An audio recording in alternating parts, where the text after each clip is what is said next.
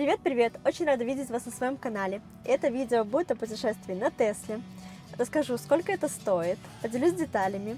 И также разберемся, выгоднее ли это, чем путешествовать на обычной машине. Так что обязательно досмотрите ролик до конца. И сегодня мы отправляемся в маленький городок Виттенберг, который находится в Германии, между Берлином и Лейпцигом. Мы стартуем из Варшавы. Заряд сейчас 98% или 60 киловатт. И посмотрим, насколько этого хватит. Первая зарядка у нас запланирована в Лодзи. Ожидается, что мы приедем туда с зарядом 55%. По пути, возможно из-за небольших пробок, машина произвела перерасчет и решила, что заряда нам хватит аж до Познаня. Такое иногда бывает, но я думаю, что как только мы выйдем на обычную скорость, заряд начнет быстро уменьшаться, и она должна предложить все-таки заехать в Лодзь. И сейчас машина показывает средний расход 173 Ватта на километр, то есть по расчетам одного полного заряда должно хватить примерно на 350 километров. Посмотрите, мы набрали скорость, а она пересчитала и даже немного увеличила ожидаемый заряд по прибытию. То есть, возможно, нам бы и хватило до Познани. Мы решили все-таки заехать на зарядку в Лодзи, поскольку по мере приближения заряд начал резко падать, и перспектива остаться с нулевым зарядом на трассе не очень радовала. И мы приехали на зарядку в Лодзь примерно с 63% и уедем примерно с 85%. Так, что же есть рядом с суперчарджером в Лодзи? Если вдруг подумывали о покупке грузовика, можете остановить видео и записать себе номера. А еще тут есть отель, в ресторане которого можно полноценно поесть, но нам не доводилось протестировать. А вот так выглядит зарядка на карте. Здесь сразу можно посмотреть, сколько станций доступно, какая у них максимальная мощность и сколько они стоят в определенные часы. Зарядка у нас заняла примерно 10 минут.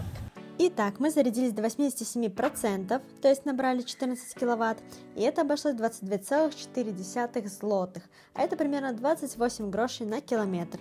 И пока планируется, что мы приедем в Познань с зарядом 37%. Ну или 33%. Нам остается примерно 25 минут до зарядки. Машина начала разогревать батарею, чтобы максимально быстро зарядиться, а из ожидаемых 37% у нас осталось 26%. Мы уже въезжаем в Познань, и давайте проверим, какой же сейчас средний расход. И он сейчас примерно 164 Ватта на километр. В таком случае полного заряда должно хватить на 365 километров.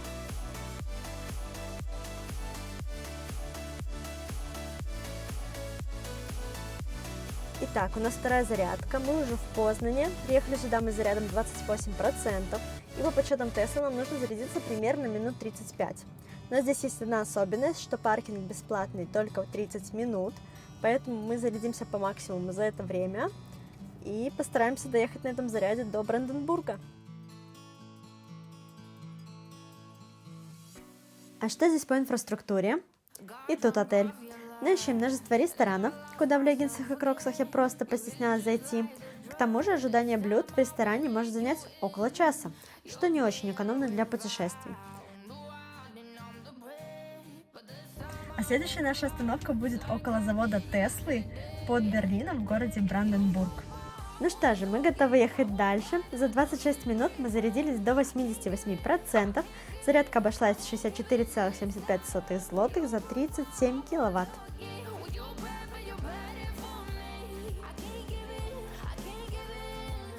А вот уже и граница с Германией. Вот так вот, оп, и мы уже в Германии. А мы все ближе к нашей следующей зарядке. Сейчас ожидаемое количество заряда по прибытию 12%. Средний расход стал 172 Ватта на километр, или запас составляет около 350 километров.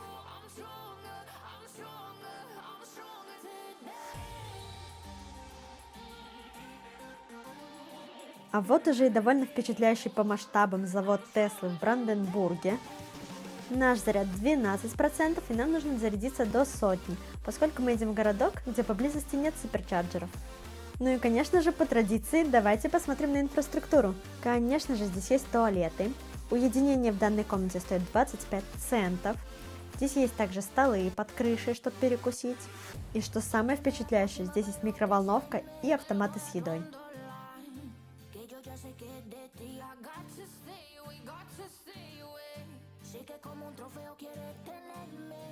И мы уже зарядились до 100%, зарядка заняла у нас 45 минут. Стоило это 23,22 евро за 54 киловатта или 7 центов за километр. А еще по дороге мы повстречали около десятка вот таких вот прекрасных существ. Доброе утро, мы уже в Виттенберге, и сегодня у нас по плану гулять по городу, поскольку здесь, оказывается, есть много всего интересного, что можно посмотреть. Также я вам сейчас покажу быстренько наш отель, где он находится, что находится рядом, и также где можно оставить машину, если на вас не хватило парковочного места в самом отеле. Мы остановились в отеле Мартас. Прямо через дорогу есть кофейня, где можно позавтракать, но больше здесь, собственно, ничего нету. Покажу вам нашу комнату. В принципе, довольно чисто и минималистично, однако холодильник не работает, и как его включить, мы не знаем.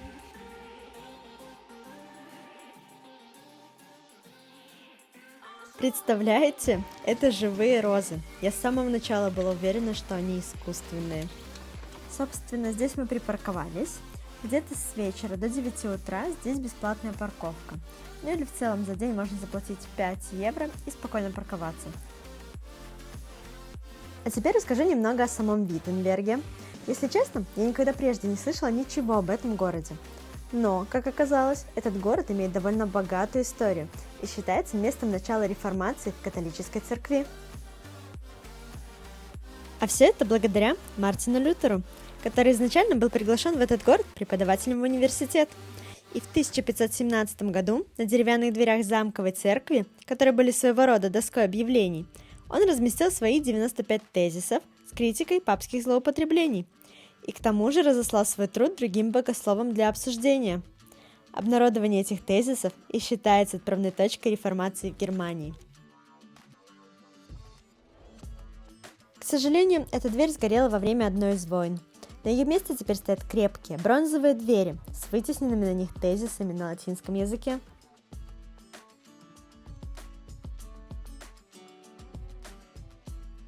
Вообще, город очень интересный и разнообразный. Кроме красивых церквей, здесь есть, например, вот такие необычные клумбы. Я таких никогда не видела. Или вот такая стена из чашек. А еще здесь есть вот такой парк, в котором в честь годовщины реформации было высажено ровно 500 деревьев.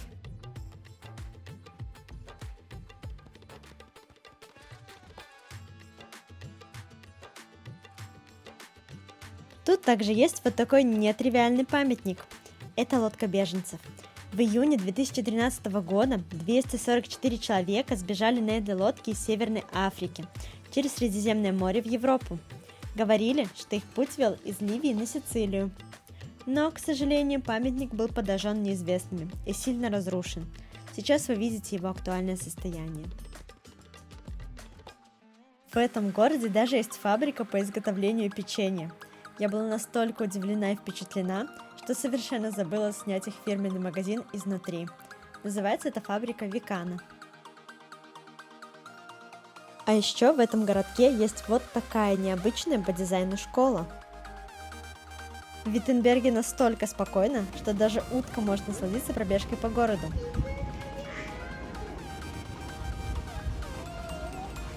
Или она задумала новую реформу?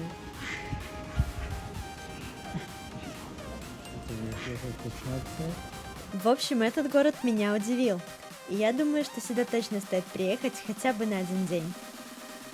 Ну а мы отправляемся домой, и по дороге обязательно заглянем в Берлин. В общем, выехали мы зарядом чуть более 35%. На зарядку в Берлин планируем прибыть с 12%.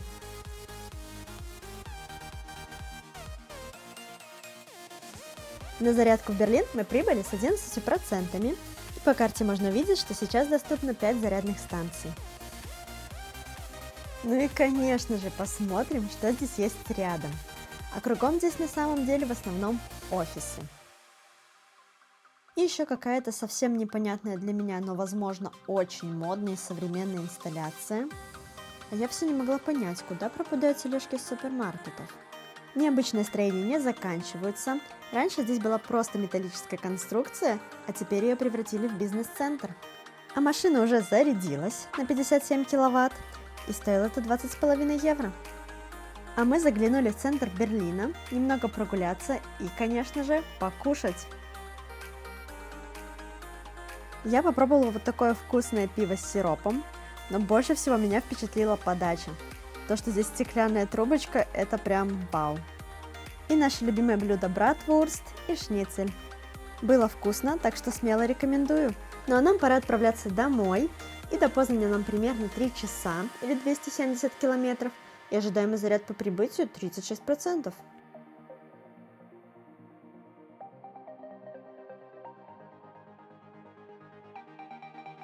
Нам остается всего 20 минут до зарядки, и машина уже подготавливает батарею.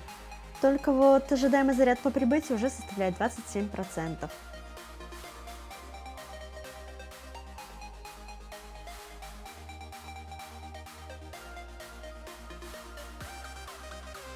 Доехали мы все-таки с 26%, но и зарядиться нам нужно только 25 минут. Кстати, если бы здесь не было ограничения в 30 минут, возможно, мы бы зарядились до полного и нам бы хватило до Варшавы. Во время пути машина решила, что нам хватит заряда до Варшавы и удалила зарядку из плана пути. Но что-то пошло не так, и теперь она настоятельно рекомендует вернуть ее обратно. А тем временем на зарядке в Лодзи никого. Это была наша последняя зарядка в этом путешествии, и мы зарядились еще на 50 злотых или на 28 киловатт. А теперь давайте подведем итоги. Поездка туда-обратно обошлась нам где-то в 386,5 злотых, либо где-то 86,5 евро, что составляет, по моим подсчетам, примерно 26 грошей за километр, либо 6 центов за километр. А теперь давайте попробуем сравнить с бензиновой машиной. Я взяла примерные значения из интернета, и это расход где-то примерно 8 литров на 100 километров при скорости 130-140 километров в час. И что у меня получилось? В таком случае на километр тратится около 0,08 литра, что эквивалентно примерно 15 центам за километр или 50 грошам за километр. Естественно, подсчеты довольно приблизительные, но я думаю, разница чувствуется.